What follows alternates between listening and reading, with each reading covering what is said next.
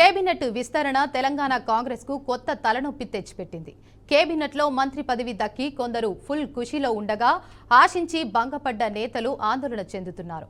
ముఖ్యంగా నిజామాబాద్ కు చెందిన సుదర్శన్ రెడ్డి, మునుగోడు ఎమ్మెల్యే రాజగోపాల్ రెడ్డి, మంచిర్యాల ఎమ్మెల్యే ప్రేమ్ సాగర్ రావులు తమకు తప్పకుండా అవకాశం ఉంటుందని ఆశించారు.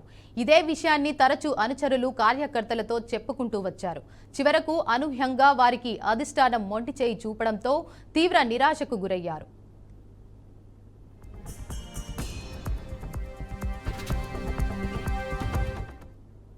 ఆశించి భంగపడ్డ నేతలను బుజ్జగించడానికి పార్టీ సిద్ధమైంది.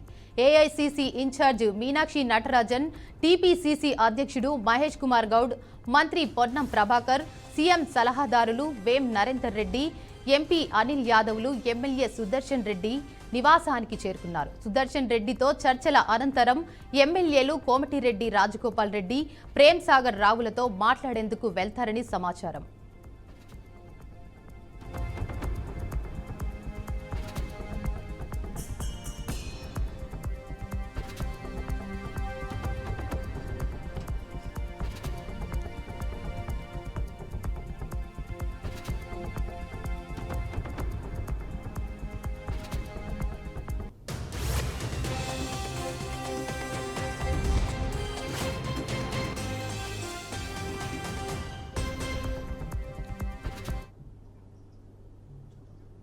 పోలవరం బనకచెర్ల ప్రాజెక్టుపై తెలంగాణ నేతలు అభ్యంతరం చెప్పడంపై ఏపీ జలవనరుల శాఖ మంత్రి నిమ్మల రామానాయుడు స్పందించారు.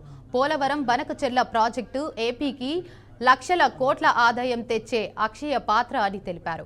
దీనిపై రాజకీయాలు చేయవద్దని మంత్రి నిమ్మల హితవు పలికారు.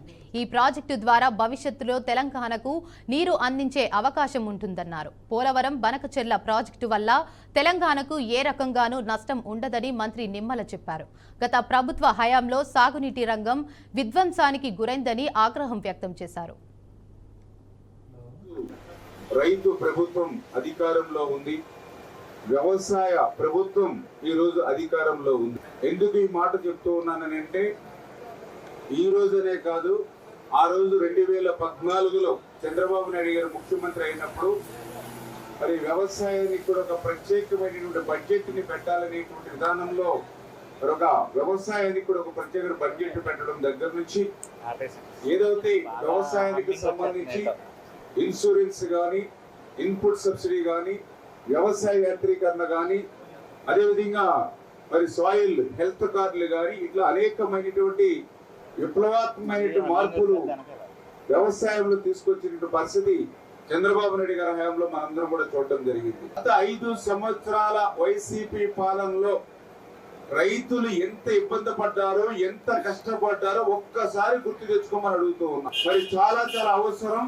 ఒక ఆక్సిజన్ లాంటిది ఇన్సూరెన్స్ అంటే రైతులకి. అటువంటి ఇన్సూరెన్స్ ను కూడా నాటి ప్రభుత్వం కట్టలేదు అని అంటే, ఇన్సూరెన్స్ ని కట్టడం మర్చిపోవడం అంటే రైతులు మర్చిపోవడమే. అటువంటి ప్రభుత్వం గత ప్రభుత్వం. ఇన్పుట్ సబ్సిడీ హెక్టార్కి 20,000 రూపాయలు ఉంది గత చంద్రబాబు నాయుడు గారి హయాంలో. ఖర్చులు పెరిగాయి కాబట్టి 20,000ని 25,000, 30,000 పెంచుతారని అనుకుంటే, రివర్స్ ప్రభుత్వం 16,000కి ఇన్పుట్ సబ్సిడీ తగ్గించి రైతులు దగా చేసింది గత ప్రభుత్వం. మళ్ళీ ఈ రోజు హెక్టార్కి 25,000 రూపాయలు పెంచి ఇవాళ రైతుకు బాసటగా నిలుస్తుంది మన కూటమి ప్రభుత్వం. అన్నమయ్య జిల్లా తంబలపల్లి అటవీ ప్రాంతంలో భారీగా ఎర్రచందనం దుంగలు పట్టుబడ్డాయి. Task force RSI Muralidhar Reddy team శనివారం స్థానిక అటవీ అధికారుల సహకారంతో వేపూరి కోట ఫారెస్ట్ బీటు పరిధిలో డంపింగ్ పాయింట్లతో తనిఖీ చేపట్టారు.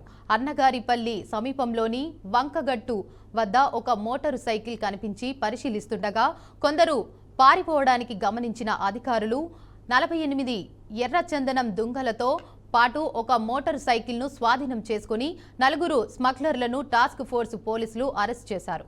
పట్టుబడిన వారిని అన్నమయ్య జిల్లాకు చెందిన వారిగా అధికారులు గుర్తించారు. వారితో పాటు ఎర్రచందనం దుంగలు, మోటార్ సైకిల్ ను Tirupati task force police station కు తరలించారు. సిఐ సురేష్ కుమార్ కు కేసు నమోదు చేసుకుని దర్యాప్తు చేస్తున్నారు.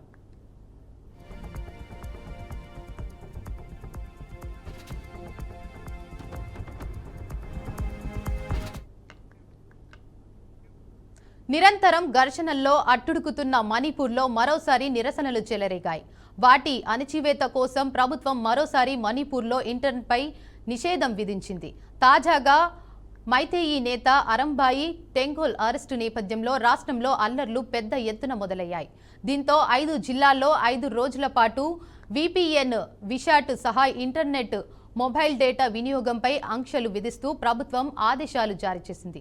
అల్లర్లకు కేంద్రంగా మారిన ప్రధాన ఇంఫాల్ ఈస్ట్, ఇంఫాల్ వెస్ట్, బిష్ణుపూర్, తౌబల్, కాక్చింగ్ జిల్లాల్లో సోషల్ మీడియా ద్వారా ప్రజలను రెచ్చగొట్టేలా విద్వేష ప్రసంగాలు, ఇతర వీడియో మెసేజ్లను ప్రచారం చేస్తున్నట్లు పోలీసులు గుర్తించారు. అప్రమత్తమైన ప్రభుత్వం ముందు జాగ్రత్త చర్యల్లో భాగంగా ఇంటర్నెట్ నిషేధాన్ని అమలు చేసింది.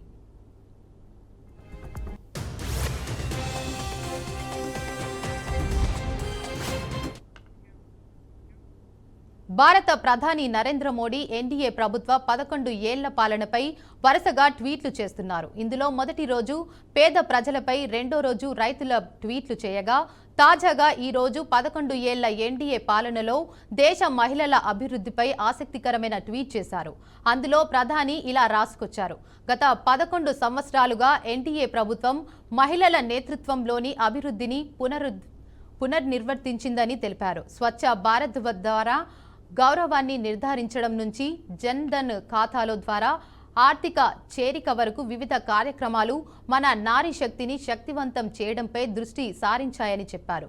ఉజ్వల యోజన అనేక ఇళ్లకు పొగలేని వంటశాలలను తీసుకువచ్చిందని అన్నారు. ముద్ర రుణాలు లక్షలాది మంది మహిళా వ్యవస్థాపకులు తమ కలలను సాకారం చేసుకోవడానికి వీలు కల్పించాయి. పీఎం ఆవాస్ యోజనలో మహిళల పేరుతో ఇల్లు కూడా అద్భుతమైన ప్రభావాన్ని చూపాయని చెప్పారు.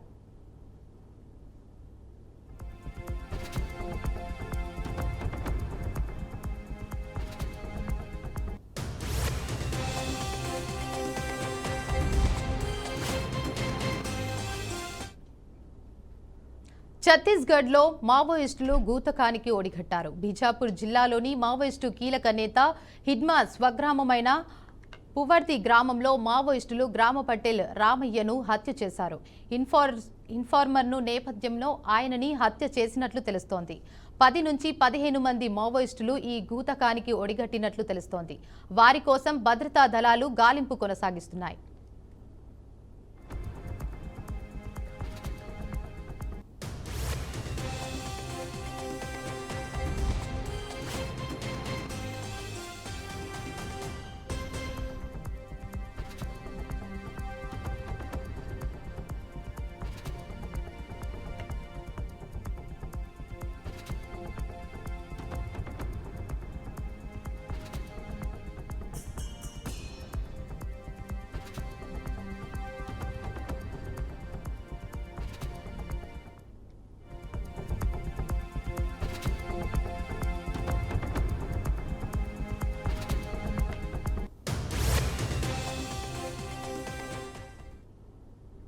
మహబూబాబాద్ జిల్లా చిన్న వంగర గ్రామ సమీపంలో ఘోర రోడ్డు ప్రమాదం చోటు చేసుకుంది.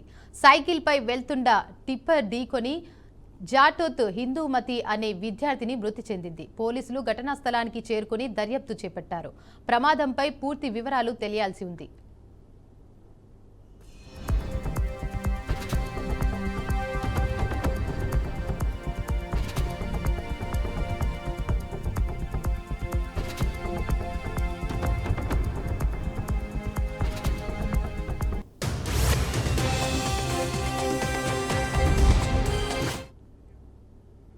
గుంటూరు జిల్లా జనచైతన్య వేదిక ఆధ్వర్యంలో పోలీసు సంస్కరణలపై ఏబీ వెంకటేశ్వరరావుతో ముఖాముఖి కార్యక్రమం జరిగింది. రాజకీయ సంకల్పంతోనే పోలీసు సంస్కరణలు సాధ్యమవుతాయని అన్నారు.